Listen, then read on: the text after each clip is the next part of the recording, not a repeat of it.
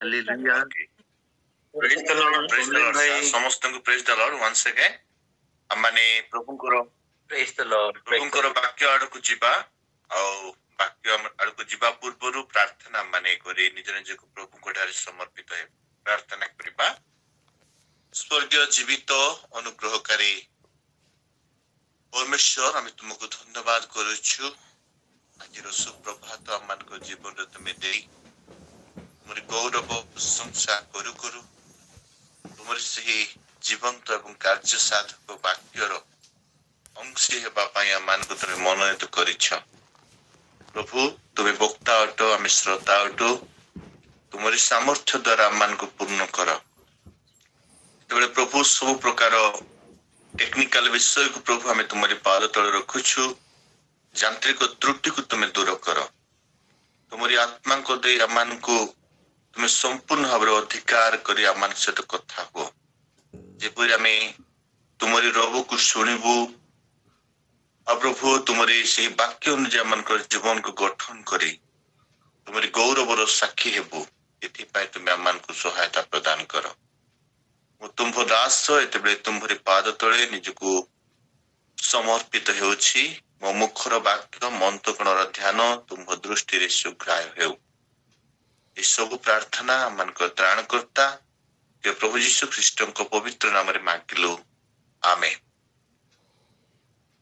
ମାନେ ଈଶ୍ୱରଙ୍କର ଜୀବନ୍ତ ବାକ୍ୟ ଆଜିର ଧ୍ୟାନ ସକାଶେ ଆମେ ପଢିବା, ଯାହା ଆମେ ପ୍ରାପ୍ତ ହେବା ଯୋହନ ଲିଖିତ ସୁସମାଚାର ତାର 15 ପର୍ବ ତାର 8 ପଦ ମାନେ ପଢିବା।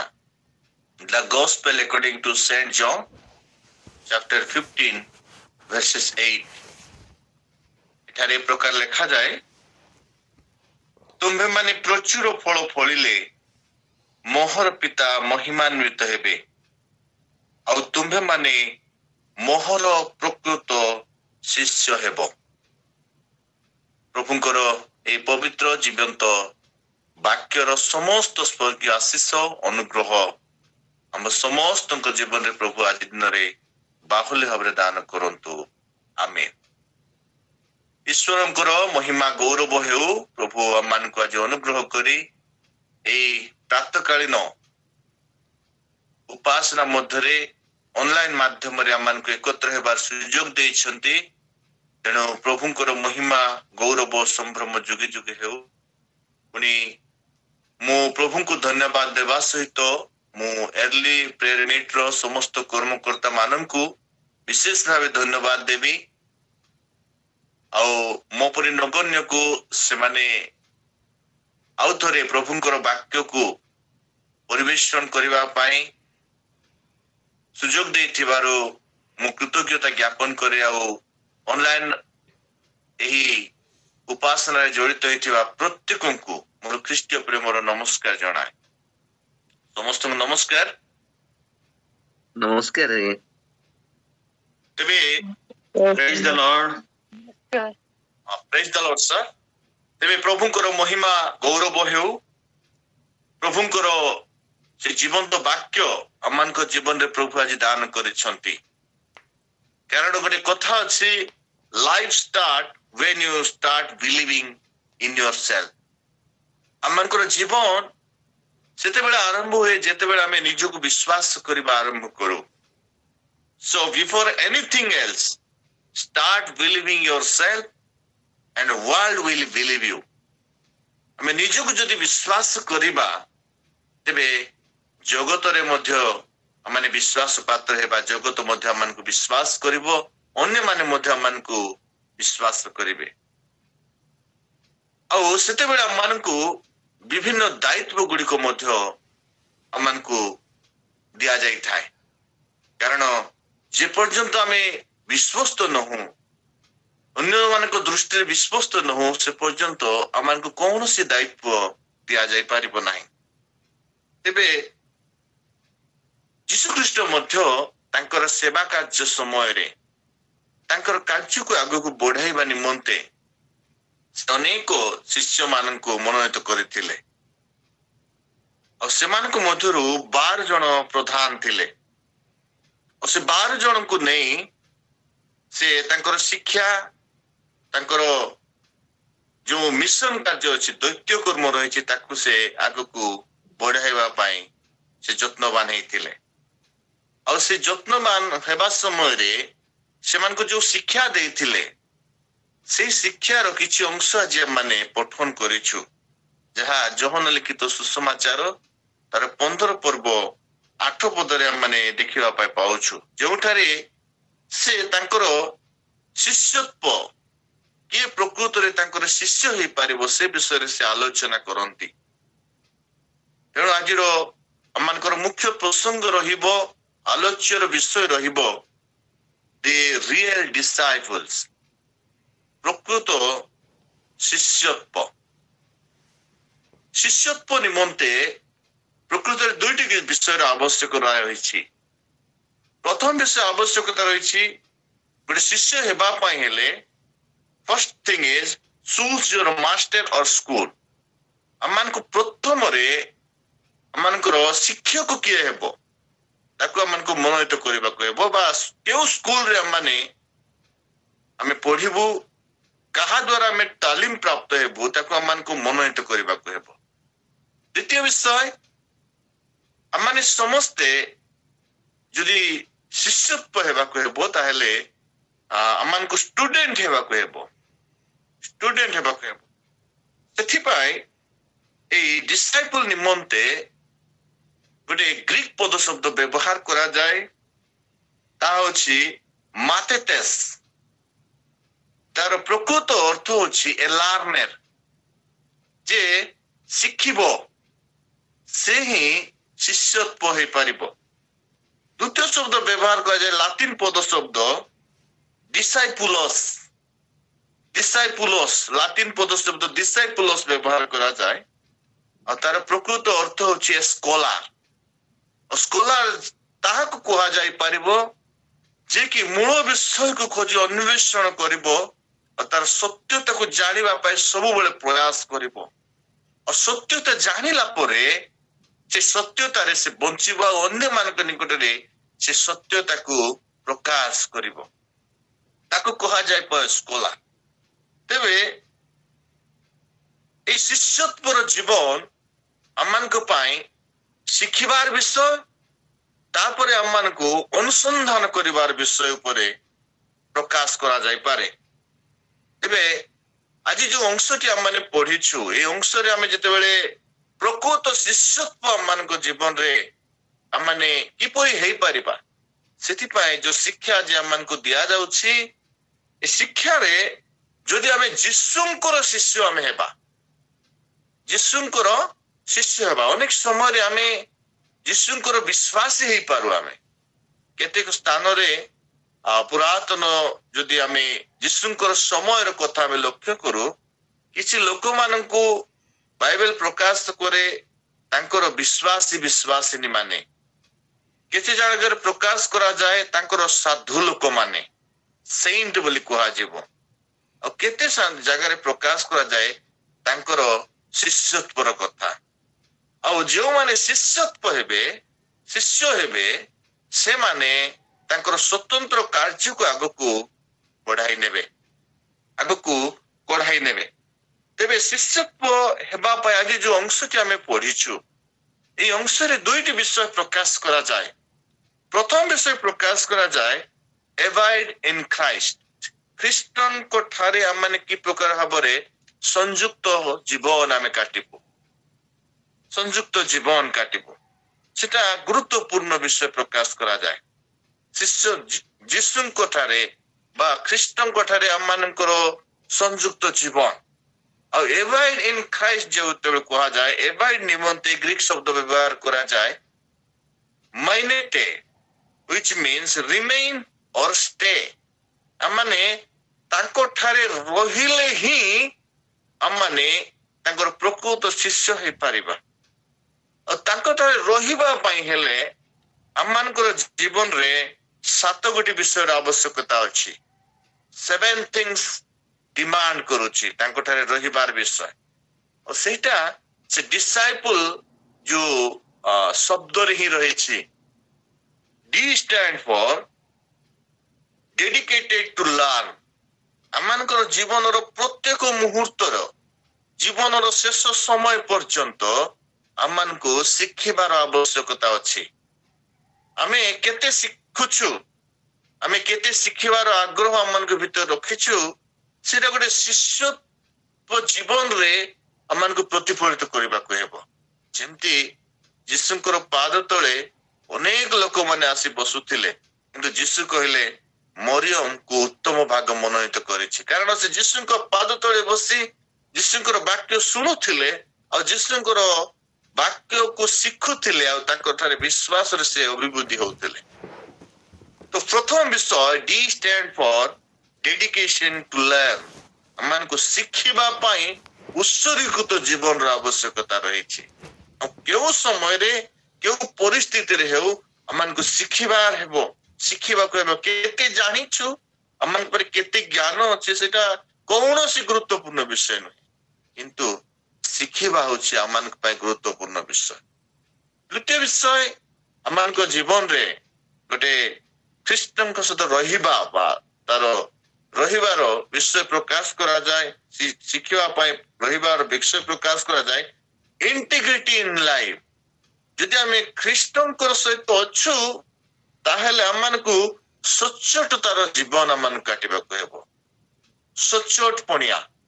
ଯଦି ଆମେ ସଚ୍ଚୋଟ ଜୀବନ କାଟିବା ନାହିଁ, ଆମର ନିଜର ଗୁରୁ ପ୍ରତି ଆମର ବିଶ୍ୱସ୍ତତା ନାହିଁ, ଇଣ୍ଟିଗ୍ରିଟି ଇନ୍ ଲାଇଫ୍, ଆମେ ଯଦି ତାଙ୍କ ସହିତ ସଚ୍ଚୋଟ ଜୀବନ ଆମେ କାଟି ପାରୁନାହୁଁ ତାହେଲେ ଆମେ କେବେ ତାଙ୍କର ପ୍ରକୃତ ଶିଷ୍ୟ ଶିଷ୍ୟା ହେଇପାରିବା ନାହିଁ।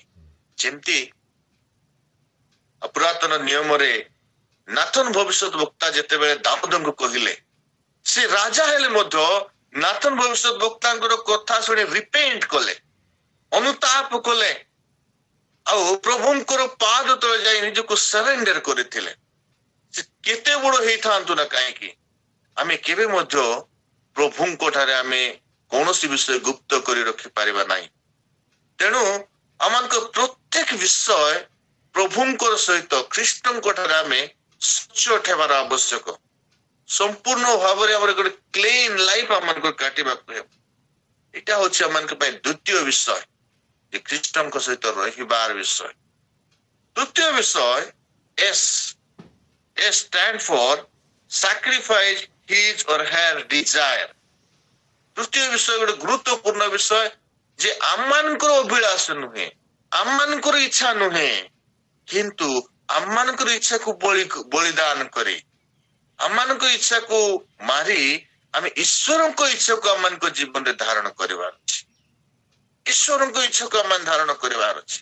ଏମିତି ଦାନିଏଲ ଭବିଷ୍ୟତ ବକ୍ତାଙ୍କର କଥା ଆମମାନଙ୍କୁ ମନେ ପଡେ, ଯେତେବେଳେ ସେ ବାବିଲୋନକୁ ଗଲେ ସେତେବେଳେ ତାଙ୍କୁ ରାଜକୀୟ ଖାଦ୍ୟ ସେଠି ପରିବେଷଣ କରିବା ପାଇଁ କୁହାଗଲା, କିନ୍ତୁ ସେ କହିଲେ ଆମେ ଏଇ ଖାଦ୍ୟ ଆମେ କାହିଁ ଖାଇବୁ ନାହିଁ।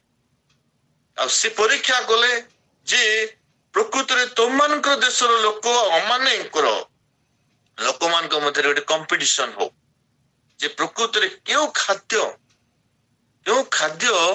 ତାଙ୍କ ପାଇଁ ଈଶ୍ୱରୀୟ ଶକ୍ତି ଆଣିଦେବ, ସେ କଥାକୁ ସେ ପ୍ରାଧାନ୍ୟତା ଦେଲେ। ସେ ନିଜର ଡିଜାୟାରକୁ ସେ କଣ କଲେ, ନିଜର ଡିଜାୟାରକୁ ବଳିଦାନ କଲେ ଆଉ ସ୍ୱତନ୍ତ୍ର ଡିଜାୟାର ସହିତ ସେ ଆଗକୁ ବଢିଲେ ଆଉ ସେମାନଠାରେ ପ୍ରକାଶିତ ହେଇଥିଲେ। ଯେମିତିକି ଆମେ ଯୋସେଫଙ୍କର କଥା ମଧ୍ୟ ଆମେ ଦେଖିପାରିବା। ଯେତେବେଳେ ତାଙ୍କୁ ପଟିଫରଙ୍କ ସ୍ତ୍ରୀ ଯେତେବେଳେ ତାଙ୍କର ଜୀବନରେ ସେହି କାର୍ଯ୍ୟ କରିବା ପାଇଁ ଇଚ୍ଛା କଲେ, ସେତେବେଳେ ସେ ଯୋଉ ଯୌବନ କାଳର ଅଭିଳାଷ ଠାରୁ ସେ ପଳାୟନ କଲେ। ତାଙ୍କର ସେଇ ଡିଜାୟାରକୁ ସେ ସ୍ଥାନରେ ମାରୁଛନ୍ତି, ଯୋଉ ଦ୍ଵାରା ତାଙ୍କର ଗୌରବର ବିଷୟକୁ ବାଇବେଲ କଣ କରୁଛି, ପ୍ରକାଶ କରୁଛି। ଆଜି ଆମେ ଅନେକ ବିଷୟ ତାଙ୍କର ଜୀବନରେ ଶିକ୍ଷା ପାଉଛୁ। ତୃତୀୟ ବିଷୟ C stand for। ତୃତୀୟ ବିଷୟ, ଚତୁର୍ଥ ବିଷୟ ହଉଛି DISC। C stand for commitment him or himself। ଆମେ ସବୁବେଳେ ଗୋଟେ ସମର୍ପଣର ଜୀବନ କାଟିବାକୁ ହେବ, ସମର୍ପିତ ଜୀବନ କାଟିବାକୁ ହେବ। ଯଦି ଆମେ ସମର୍ପିତ ହେଉନ ଆମମାନଙ୍କର ଯୋଉ ଦାୟିତ୍ୱ ଆମମାନଙ୍କୁ ଦିଆଯାଉଛି जो टास्क आम मान को दिया जीवो से टास्क रे जदि आम माने समर्पित हेउना हो ताले आमे केबे तांकर दैत्य कर्म को आम माने आगु को बढ़ाई पारिबा नाही जेमती संपूर्ण भाବରେ डेडिकेटेड हेतिले संपूर्ण भाବରେ डेडिकेटेड हेतिले माने सिमोन पितरंकर जीवन को आमे देखुछु से कहउछंती मु मोरे जीवी पछे मु तुमको तुमरी पछरे अनुगमन करिबि हां निश्चित भाବରେ से अनेक समय रे तांकर जीवन रे आमे परीक्षा देखुछु और समय आसिला से हरि गले किंतु से अनुताप करी पुनर्बार तांको निमंते ठिया हेले और यीशु जेते बेले तांको पचारे पीटर सिमोन पीटर तुमे कोन मते प्रेम करूछ से तृतीय थर पचारिबा समय से कहले आपण जानंती प्रभु सेटा थले तांकर समर्पणता तांकर सेवा कार्य समर्पणता जे प्रभु तांकर जो दायित्व तांको दउछंती से दायित्व रे से की प्रकार रे विश्वस्त भावे समर्पणता सहित आगु से बढ़ाइबे पंचम विषय I stand for incomprehensible अमन को सत्य बोध अमन को हेबा को हेबो सत्यता अमन को बुझिबा को हेबो ज्ञात हेबा को हेबो प्रकृत रे सत्य कोन किंतु बाइबल रे गोटे दृष्टांत लिखा जाए धनी जुबाटी आसिले यीशु को पचारले अनंत जीवन पाइबा पय मु कोन करबी यीशु तांको कहले तुमे आज्ञा गुड़िक विषय जानी से कहले मु पिलाटी कालरू आज्ञा गुड़िक पालन करुछि किंतु यीशु तार हृदय कथा को ज्ञात ही कहले तुम पाखरे जहा धन अछि तुमे ताको दरिद्र मान को विक्रय कर दियो और तुमे मो कति आस मो पछरे आस सेते तुमे अनंत जीवन पाइबो अल्प विषय तुमर भीतर उणा अछि ए कथा कहतले किंतु सत्य जानिला परे भी से तांकर धन को से छाड़ी पारले नाही आ सत्य जानिला परे भी से यीशुंकर पछरे अनुगमन करि पारले नाही ए आज आमान को ए पंचम विषय आमान को जीवन रे शिक्षा दे आमे सत्यता जेते बेले जानु छु ए पथ द्वारा माने यीशुंको थारे आमे परित्राण पाई पारिबो ए कार्य द्वारा आमान को जीवन आमे सत्यता रे बंची पारिबो तथापि अनेक समय रे आमाने ओहरी जाउछु अनेक समय रे ओहरी जाउछु आउ माने षष्ठ विषय में देखिबा षष्ठ विषय होछि P stand for prayerful life प्रार्थनाशील जीवन आमे क्यों परिस्थिति रे माने प्रेयर करूछु प्रेयर होछि ईश्वर को सहित कथावार्ता हेबार जीवन आमानकर गुरु सहित आमे केते समय बिताउछु केते समय आमे तांको सहित अतिबाहित करूछु जेमती एलियनकर जीवन रे आमे देखि पारिबा से केमती प्रार्थना करूथिले आ तांकर प्रार्थना रे एते शक्ति थिला जे से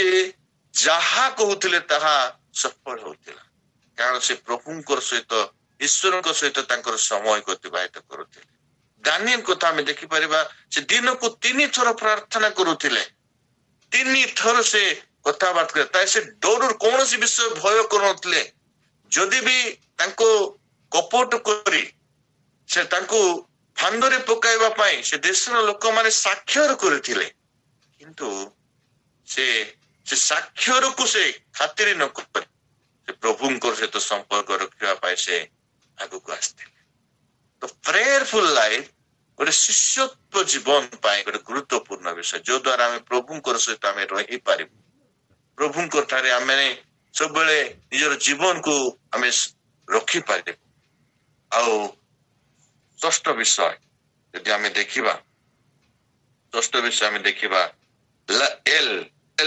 life in separation disciple life ए सप्तम विषय लाइफ इन सेपरेशन आमानकर जीवन गोटे स्वतंत्र हेबार आवश्यक आमे जदि भी जगत रे रहउछु मात्र जगत आमान के भीतर रहबा को हेबो नै जगत जदि आमान के भीतर आसी जाए सेते बेला आमे सेपरेशन हे परिबा नै कारण जागतिक आमे हे जे जगत रे रही जगत ठारू पृथक जीवन स्वतंत्र जीवन काटिबा सेटा से प्रभु आमान को थारे दाबी करନ୍ତି सेपरेशन लाइफ स्वतंत्र लाइफ सेथि पई आमे जे कोनोसी लोकन को मध्य रे आमे जदि बंचुछु ଆମମାନଙ୍କର ଜୀବନ ବାଇବଲରେ ଲେଖାଯାଏ ତୁମମାନେ ଲବଣ ସଦୃଶ ଜୀବନ, ସ୍ୱାଦପୂର୍ଣ୍ଣ ଜୀବନ, ତୁମମାନେ ଜଗତର ଜ୍ୟୋତି ସଦୃଶ ଜୀବନ କାଟିବ, ଅନ୍ଧକାର ଲୋକମାନଙ୍କୁ ଜ୍ୟୋତିର ଆଲୋକ ଦେବ। ସେଟା ସ୍ୱତନ୍ତ୍ର ଜୀବନ ସେ କାଟିବା ପାଇଁ ସେମାନଙ୍କୁ ଆହ୍ୱାନ କରନ୍ତି।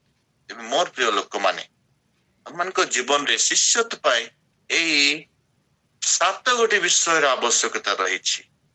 7 ଗୋଟି ବିଷୟର ଆବଶ୍ୟକତା ରହିଛି ଯୋଉଠି ଆମମାନେ ଖ୍ରୀଷ୍ଟଙ୍କ ସହିତ ରହିପାରିବୁ ଆଉ ତାଙ୍କ ସହିତ ରହିଲେ ଆମମାନେ ପ୍ରକୃତ ଶିଷ୍ୟ। ଦ୍ୱିତୀୟ ବିଷୟ ଅତି ସଂକ୍ଷିପ୍ତ ଭାବରେ ମୁଁ ଆପଣମାନଙ୍କୁ କହିବା ପାଇଁ ଚାହେଁ, ଆମମାନଙ୍କର ଯଦି ଶିଷ୍ୟତ୍ୱ ହେବାକୁ ହେବ ତାହେଲେ ଆମମାନଙ୍କ ଭିତରେ ଗୋଟେ ଏଇମ୍ ଆସିବାର ଅଛି, ଲକ୍ଷ୍ୟ ହେବାର ଅଛି। ଏଇମ୍ କଣ? ଏଇମ୍ ହଉଛି ଏଇମ୍ ଅଫ କ୍ରାଇଷ୍ଟ। ଖ୍ରୀଷ୍ଟଙ୍କୁ ଆମମାନଙ୍କର ଲକ୍ଷ୍ୟ ରଖିବାକୁ ହେବ।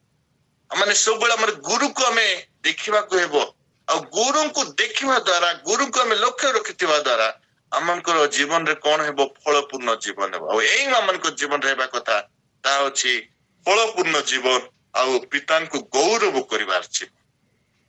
ଯଦି ଆମେ ଫଳ ଫଳୁନାହୁଁ, ଫଳ ଫଳିବାର ଲକ୍ଷ୍ୟ ଆମର ନାହିଁ, ତାହେଲେ ଆମେ କେବେ ପିତାଙ୍କୁ ଗୌରବ କରିପାରିବୁ ନାହିଁ। ତେବେ ଫଳ ଆମେ କେମିତି ଫଳି ପାରିବୁ?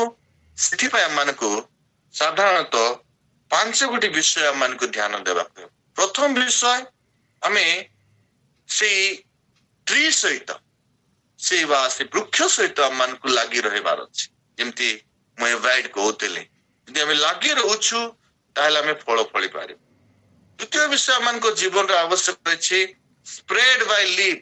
ଆମମାନେ ଗୋଟେ ପତ୍ର ସହିତ, ଶାଖାରେ ଆମମାନଙ୍କୁ ବଢିବାର ଅଛି। ଆମମାନେ ପତ୍ର ସହିତ ବଢିବାକୁ ହେବ। ତୃତୀୟ ବିଷୟ ମ୍ୟାଚୁର ଇନ୍ ଏଜ୍।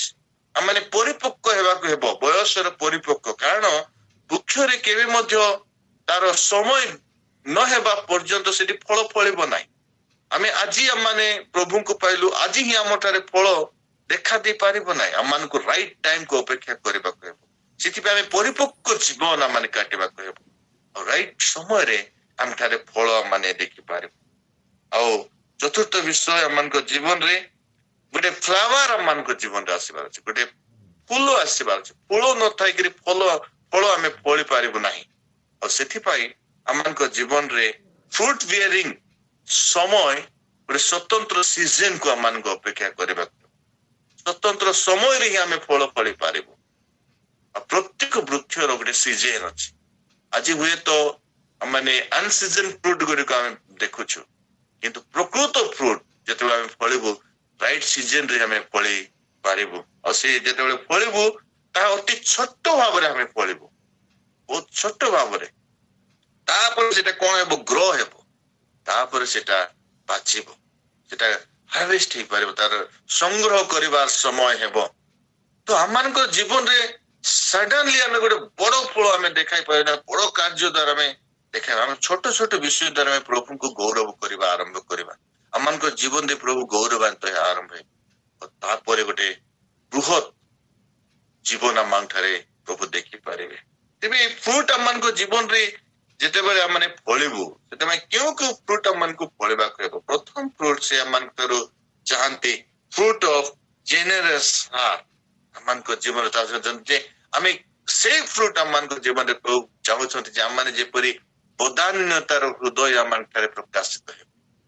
ଆମେ ଅନ୍ୟମାନଙ୍କ ପରି ଈର୍ଷା କଳହ ଜୀବନ ନ କାଟି ଆମମାନଙ୍କ ଭିତରେ ଗୋଟେ ଅନ୍ୟମାନଙ୍କ ପ୍ରତି ଗୋଟେ ସହାନୁଭୂତି, ଯେମିତି ଯୀଶୁ ତାଙ୍କର ଲୋକମାନଙ୍କୁ ଦେଖି ଦୟାରେ ବିଗଳିତ ହେଲେ, ସେମିତି ଆମମାନେ ଗୋଟେ ଲୋକକୁ ଆମେ ସଙ୍କଟ ସମୟରେ ଆମେ ଯେତେବେଳେ ଦେଖୁଛୁ, ଆମମାନେ ଯେତେବେଳେ ତାକୁ ସାହାଯ୍ୟ କରୁଛୁ, ବଦାନ୍ୟତାର ହୃଦୟ ଯେତେବେଳେ ଆମଠାରେ ପ୍ରକାଶିତ ହଉଛି, ସେତେବେଳେ ଆମମାନେ ପ୍ରକୃତରେ ତାଙ୍କର ଶିଷ୍ୟ ତାଙ୍କ ବୋଲି ଆମମାନେ ଖ୍ୟାତ ହେଇପାରିବା। ସେଥିପାଇଁ 2 କୋରିନ୍ଥୀୟ ତାର 9 ପର୍ବ ଯଦି ଆପଣ ମାନେ ପଢିବେ, 9 ପର୍ବର ଯଦି 11 ପଦରେ ପଢିବେ, ସେଠି ଲେଖାଯାଏ ଏହିପରି ତୁମେ ମାନେ ସବୁ ବିଷୟରେ ଧନୀ ହୋଇ ସର୍ବ ପ୍ରକାର ବଦାନ୍ୟତା ଦେଖାଇ ପାରିବ, ଆଉ ତାହା ଆମ୍ଭମାନଙ୍କ ଦ୍ୱାରା ଈଶ୍ୱରଙ୍କ ଧନ୍ୟବାଦର କାରଣ ହେବ। ଈଶ୍ୱରଙ୍କର ଧନ୍ୟବାଦର କାରଣ। ଏବେ ଆମମାନଙ୍କ ଜୀବନରେ ଗୋଟେ ଜେନେରସ୍ ହାର୍ଟ ଯେତେବେଳେ ଆସି ଯାଉଛି, ଅନ୍ୟମାନଙ୍କ ପ୍ରତି ଗୋଟେ ଉତ୍ତମ ବ୍ୟବହାର, ଉତ୍ତମ ମନୋଭାବ ମାନଙ୍କ ଭିତରେ ନ ଆସିବା ପର୍ଯ୍ୟନ୍ତ ଆମେ ତାଙ୍କର ଫଳପୂର୍ଣ୍ଣ ଜୀବନ ଆମଠାରେ ପ୍ରକାଶିତ ହୁଏ। ଦ୍ୱିତୀୟ ବିଷୟ ଫ୍ରୁଟ୍ ଅଫ ଲଭ୍। ଆମମାନଙ୍କ ଜୀବନରେ ଫ୍ରୁଟ୍ ଅଫ ଲଭ୍ ଆସିବାର ଅଛି। ପ୍ରେମ କରିବାର ଗୋଟେ ଫଳ ପ୍ରକାଶିତ ହେବା। ପ୍ରେମ ଆମେ କେମିତି କରିପାରିବୁ? ନିସ୍ୱାର୍ଥ ପ୍ରେମ, ତାକୁ ଆଗାପେ ଲଭ୍ ବୋଲି ଆମେ କହିପାରିବା। ନିସ୍ୱାର୍ଥ ପ୍ରେମ ଆମମାନଙ୍କ ଜୀବନରେ ଯେ ପର୍ଯ୍ୟନ୍ତ ହେବ ନାହିଁ, ସେ ପର୍ଯ୍ୟନ୍ତ ଆମେ ପ୍ରକୃତ ତାଙ୍କର ଶିଷ୍ୟ ଶିଷ୍ୟାର ଫଳ ଆମଠାରେ ଦେଖା ଦେଇ ପାରିବ ନାହିଁ। ନିଜ ସ୍ୱାର୍ଥ ପାଇଁ ଆମେ କାହା ସହିତ ମିଶିବୁ, ନିଜ ସ୍ୱାର୍ଥ ପାଇଁ କାହା ଘରକୁ ଯିବୁ, ନିଜ ସ୍ୱାର୍ଥର ଜୀବନ ଯଦି ଆମେ କାଟୁଛୁ, ତାହେଲେ ଆମେ କେବେ ତାଙ୍କର ଶିଷ୍ୟ ଶିଷ୍ୟା ହେଇପାରିବା ନାହିଁ। ଆମମାନଙ୍କ ଜୀବନରେ ଗୁରୁତ୍ୱପୂର୍ଣ୍ଣ ବିଷୟ ହଉଛି ମାନେ ଆଗାପେ ଲଭ୍ ଆମଠାରେ ପ୍ରକାଶିତ ହେବାକୁ। ଆଉ ସେ ପ୍ରେମର ଜୀବନ ଯଦି ଆମଠାରେ ଆସେ ନାହିଁ, ତାହେଲେ ଆମେ କେବେ ମଧ୍ୟ ତାଙ୍କର ଶିଷ୍ୟ ଶିଷ୍ୟା ହେଇପାରିବା ନାହିଁ। ତେଣୁ ଯୀଶୁ ମଧ୍ୟ କହିଲେ, ଯଦି ଆପଣ ମାନେ ପଢିବେ ଯୋହନ ତାର ଯଦି 13 ପର୍ବ ପଢିବେ, 13 ପର୍ବର ତାର 34 ପଦରେ ଲେଖାଯାଏ, ତୁମେ ମାନେ ପରସ୍ପରକୁ ପ୍ରେମ କର, ଏହି ନୂତନ ଆଜ୍ଞା ମୁଁ ତୁମମାନଙ୍କୁ ଦେଉଅଛି, ମୁଁ ଯେପରି ତୁମମାନଙ୍କୁ ପ୍ରେମ କରିଅଛି, ତୁମମାନେ ମଧ୍ୟ ସେହିପରି ପରସ୍ପରକୁ ପ୍ରେମ କର। ମାନଙ୍କୁ ଗୋଟେ ନ୍ୟୁ କମାଣ୍ଡ ସେ ଦିଅନ୍ତି। ସେଇଟା ଆମମାନଙ୍କ ଜୀବନରେ ପରସ୍ପର ସହିତ ଆମମାନଙ୍କୁ ପ୍ରେମର ଜୀବନ ଆମମାନଙ୍କୁ କାଟିବାକୁ। ହାର୍ଡ ଥିଙ୍ଗ, ଶେଷ ବିଷୟ ଯାହାକି ପ୍ରଭୁଙ୍କୁ ଗୌରବ କରି ଆଣିଦେବ, ଆମମାନଙ୍କର ଜୀବନର ଫଳ ଈଶ୍ୱରଙ୍କୁ ଗୌରବ ଆଣିଦେବ, ତାହା ଅଛି fruit of friendship. Fruit of friendship. First ବିଷୟ କହିଲେ ଫ୍ରୁଟ୍ ଅଫ ଜେନେରସ୍ ହାର୍ଟ, ଦ୍ୱିତୀୟ ବିଷୟ ଫ୍ରୁଟ୍ ଅଫ ଲଭ୍, ତୃତୀୟ ବିଷୟ ଫ୍ରୁଟ୍ ଅଫ ଫ୍ରେଣ୍ଡସିପ। ଫ୍ରେଣ୍ଡସିପ କଣ? ଯେ এই ଅଂଶକୁ ଯଦି ଆମେ ପଢିବା, ଏଇ ଯୋହନ ତାର 15 ଅଧ୍ୟାୟକୁ ଯଦି ଆମେ ପଢିବା, ସେଠି ଦ୍ରାକ୍ଷାଲତା ବିଷୟରେ କୁହାଯାଏ। ଆଉ ଦ୍ରାକ୍ଷାଲତା ଯେତେବେଳେ ଫଳ ଫଳେ, ସେ ଏକାକି ଫଳ ଫଳେ ନାହିଁ, ସେ ଗୋଟେ ପେନ୍ଥା ହେଇକିରି ଫଳ ଫଳେ। ପେନ୍ଥା ହେଇକିରି ସେଟା ଏକାକି, ତାଙ୍କ ଭିତରେ ଗୋଟେ ଉତ୍ତମ ଫ୍ରେଣ୍ଡସିପ ରହିଛି। ସେମାନେ ଏକା ସାଙ୍ଗରେ ଫଳନ୍ତି। ଯଦି ସେ ପେନ୍ଥାରେ ଯଦି ଗୋଟେ ଫଳ ଖରାପ ହେଇଯାଏ, ତାହେଲେ ସେ ସବୁ କଣ ହେବ? ଟୋଟାଲ ଫଳକୁ ସେ ନଷ୍ଟ କରିବା ଆରମ୍ଭ କରିବ। କିନ୍ତୁ ଯଦି ସେ ପେନ୍ଥାଟି ଯଦି ଲୋକମାନେ ଯେତେବେଳେ କିଣିବେ, ସେଠୁ ଗୋଟେ ଫଳକୁ ଚାଖିବେ, ଆଉ ଗୋଟେ ଫଳ ଦ୍ଵାରା ଟୋଟାଲ ପେନ୍ଥାର ଟେଷ୍ଟ ବି ଜଣା ପଡେ। ଆମେ ଯୋଉ ସହଭାଗିତାରେ ବସୁଛୁ, ଆମମାନଙ୍କର ଜୀବନର ଜଣକୁ ଯଦି ଗୋଟେ ଲୋକ ଜାଣୁଛି, ତା ଦ୍ଵାରା ଅନ୍ୟ ମାନଙ୍କର ଟେଷ୍ଟ କୁ ମଧ୍ୟ ସେ ଜାଣିପାରେ। ତ ଖ୍ରୀଷ୍ଟଙ୍କ ଠାରେ ଯେତେବେଳେ ଆମେ ଶିଷ୍ୟତ୍ୱ ଗ୍ରହଣ କରୁଛୁ, ଆଉ ହୁଏତ ଆମମାନଙ୍କ ଭିତରେ ଅନେକ ସମୟରେ ଆମେ ବିଶ୍ୱାସଘାତକତା ମଧ୍ୟ ଆମେ କରିଥାଉ, ତ ଦ୍ଵାରା କେବେ ମଧ୍ୟ ଆମମାନଙ୍କର ସୋସାଇଟି କି ଆମମାନଙ୍କର ସହଭାଗିତା କେବେ ଗୌରବ ପ୍ରାପ୍ତ ହୁଏ ନାହିଁ। ଈଶ୍ୱରଙ୍କର ଗୌରବ ପ୍ରାପ୍ତ ସେତେବେଳେ ହୁଏ ଯେତେବେଳେ ସମସ୍ତେ ଆମମାନଙ୍କର ଜୀବନକୁ ସଠିକ କରିବ। କାରଣ ଜଣଙ୍କ ଦ୍ଵାରା ଆମମାନଙ୍କ ଟୋଟାଲ ଆମମାନଙ୍କର ଜୀବନ ବଦଳାମ ହେଇଯାଉଛି। ଆମେ ଜଣେ ଯଦି ଗୋଟେ ପରିବାରରେ ଯଦି ନଷ୍ଟ ହେଇଯାଉଛି, ବିପଦ ଗମନରେ ଚାଲି ଯାଉଛି, ସେ ପରିବାର ଲୋକମାନେ କଣ ହେବେ? ଗୋଟେ ହୀନ ଦୃଷ୍ଟିରେ ଦେଖିପାରିବେ। ତ ଆଜି ଆମମାନେ ଯେତେବେଳେ ଗୋଟେ ଫ୍ରେଣ୍ଡସିପ ର ଫ୍ରୁଟ୍ ଆମମାନଙ୍କ ଜୀବନରେ ଫଳ ଫଳିବାର ଅଛି, ଯୋ ଦ୍ଵାରା ପ୍ରଭୁ କଣ ହେବେ? ଗୌରବାନ୍ୱିତ ହେବେ। ପ୍ରଭୁ ଆମ ସମସ୍ତଙ୍କୁ ଆଜି ଅନୁଗ୍ରହ କରନ୍ତୁ। ଶେଷରେ ମୁଁ ଗୋଟିଏ କଥା କହିବି, ଶେଷ କଥା କହି ମୁଁ ସମାପ୍ତ କରିବି। ଆମମାନଙ୍କର ଜୀବନ ହଉଛି ଗୋଟେ ଟ୍ରିପଲ ଏକ୍ସ ସଦୃଶ୍ୟ। ଲାଇଫ ଇଜ ଟ୍ରିପଲ ଏକ୍ସ ବୋଲି କହିବା। ଜୀବନ ହଉଛି ଟ୍ରିପଲ ଏକ୍ସ। ପ୍ରଥମ ବିଷୟ ହଉଛି yesterday is our experience, X. ଆମମାନଙ୍କର ଗତକାଲି ଆମମାନଙ୍କର ଗୋଟେ ଅନୁଭୂତି ଅଟେ, ଏକ୍ସପେରିଏନ୍ସ। ଦ୍ୱିତୀୟ ବିଷୟ ଟୁଡେ ଇଜ ଏକ୍ସପେରିମେଣ୍ଟ। ଆମମାନଙ୍କୁ ଆଜିର ଦିନକୁ ଆମମାନଙ୍କୁ ଏକ୍ସପେରିମେଣ୍ଟ କରିବାକୁ ହେବ ଯେ ଆମେ କେତେ ଆଗକୁ ବଢିଛୁ, କେମିତି ଆଗକୁ ବଢିବୁ। ଗୋଟେ ଏକ୍ସପେରିମେଣ୍ଟ ଲାଇଫ ଆମମାନଙ୍କୁ କାଟିବାକୁ। ଆଉ ଟୁମୋରୋ ଇଜ ଏକ୍ସପେକ୍ଟେସନ। ଆସନ୍ତା କାଲି ଆମମାନଙ୍କ ପାଇଁ ଗୋଟେ ଆଶା ପୂର୍ଣ୍ଣ ଜୀବନର ଅନୁଭୂତି ପ୍ରଭୁ ଚାହାନ୍ତି। So use your experience in your experiment. Use your experience in your experiment to achieve your expectation. ମାନଙ୍କର ଆଶାକୁ ପୂର୍ଣ୍ଣ କରିବା ପାଇଁ, ଶିଷ୍ୟତ୍ୱର ଜୀବନକୁ ପ୍ରଭୁଙ୍କ ଠାରେ ଫଳପୂର୍ଣ୍ଣ ଜୀବନ କାଟିବା ପାଇଁ आमनकर जहाँ अनुभूति अच्छी ता सहित आमनकर वर्तमान जीवन रो एक्सपेरिमेंट को आमन करी आगो को बढ़ी आमनकर एक्सपेक्टेशन को आमन पूरा करि पारे। प्रभु अनुग्रह करंतु आज आमनकर जीवन को गोटे विश्वास रो सहित आरंभ करिबा कारण आमे जदि विश्वस्त हेबा आमनको जगत आमनको विश्वास करिवो प्रभु आमनको विश्वास करिवे आमठारे तांकर कार्यर भार अर्पण करिवे आ तांकर कार्य आगको बढ़ाई पारे। प्रभु आम समस्त को आज वाक्य द्वारा अनुग्रह करंतु आमे समस्त गोटे गोटे प्रकृत शिष्य एवं शिष्या हे बंचिबा आ प्रभुंकर गौरव साधन करिबा। प्रभु वाक्य दे प्रचुर आशीर्वाद करो। आमेन आमेन आमेन। धन्यवाद प्रभु करो।